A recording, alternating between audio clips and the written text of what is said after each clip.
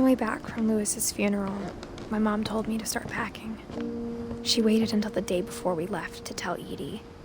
I'm not sure if she wanted to make it easier or harder.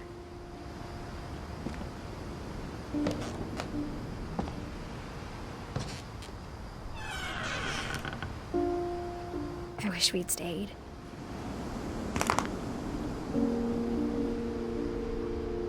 But I understand why we left.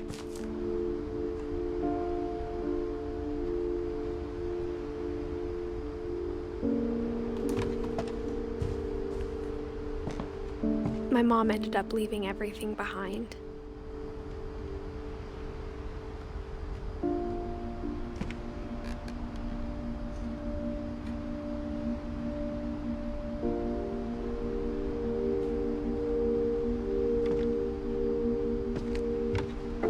What happened that night had been coming for a long time.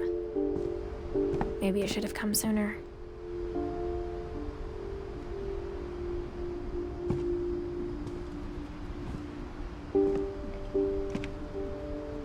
But it had to end one way or another. All that's left now is to tell you about that last night.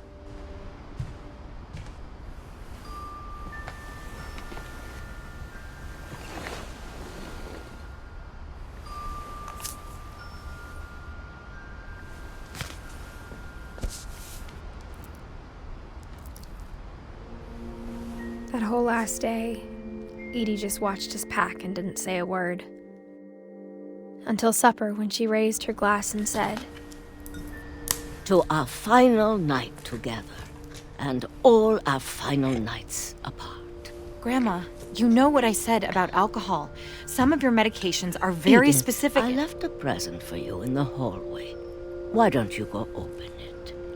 The grown-ups have to argue now. I'm sorry, you're right. We're all leaving tomorrow. Let's just enjoy our last... I'm not leaving.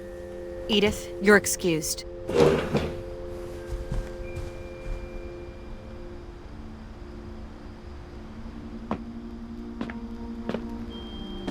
The power had been shut off that morning, but Edie always had plenty of candles. When my mom sealed the library, I don't think she knew about the other entrance, or that Edie had a key to it.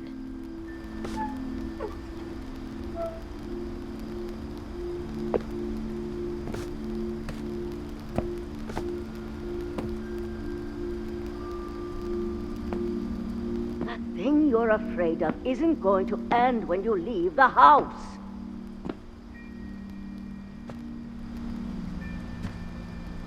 Edith has a right to know these stories. My children are dead because of your stories. I think it's best if Edith and I leave tonight.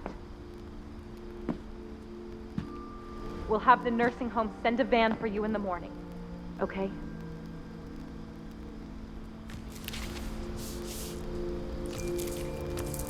Dear Edith, there's so many stories I wish I could tell you, but there's only time for one. This is about what happened on the night you were born. That night, the tide went way, way out. It was the first and last time I ever saw the old house aground. There'd been an earthquake out in the middle of the ocean. They called it the lowest tide in 1,000 years. God, it smelled awful. You know, I've seen that house every day of my life. But I never thought I'd go back to it. When the fog rolled in, I lost my way.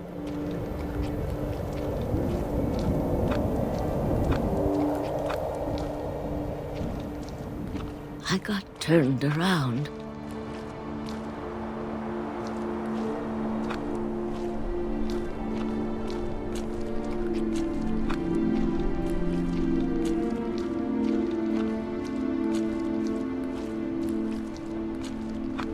For a while, I wandered.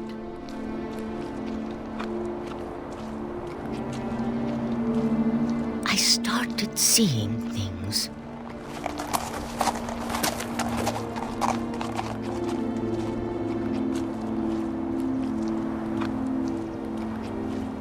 things I'd forgotten had ever existed.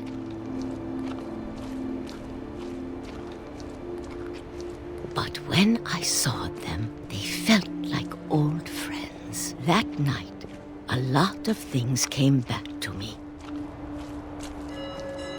Or maybe I came back to them.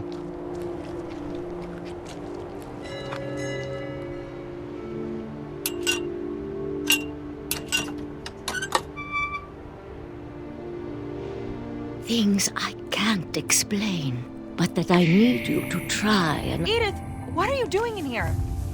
It's mine. Edith! Mom, you're gonna rip it! Let go!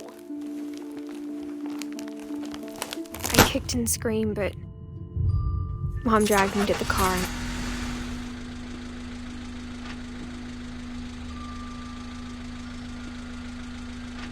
I never saw Great-Grandma Edie again. The next morning, the band came to pick her up, but she was already gone. After that, we moved around a lot.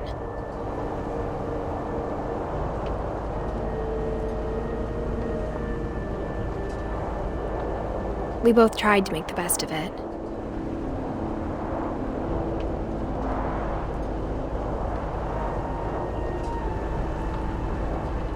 A few years went by.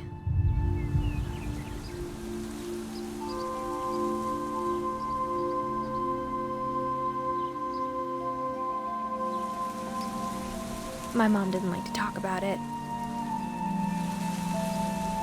but she started getting sick a lot. The rest happened pretty quickly.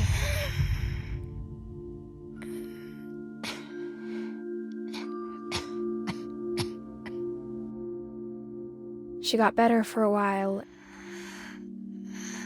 and then she didn't. And then I was alone.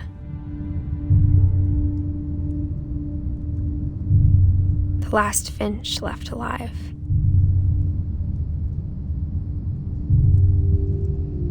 Until I found out about you. I'm still not sure what to tell you about all this. If we lived forever, maybe we'd have time to understand things. But as it is, I think the best we can do is try to open our eyes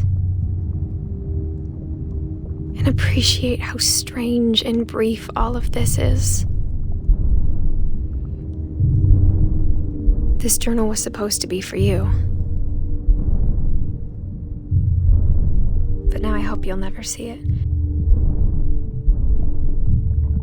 I just want to meet you and tell you all these stories myself.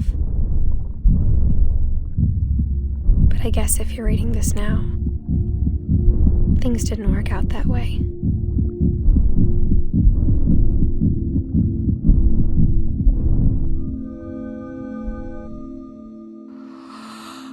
This is where your story begins.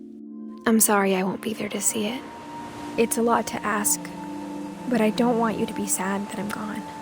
I want you to be amazed that any of us ever had a chance to be here at all. Good luck.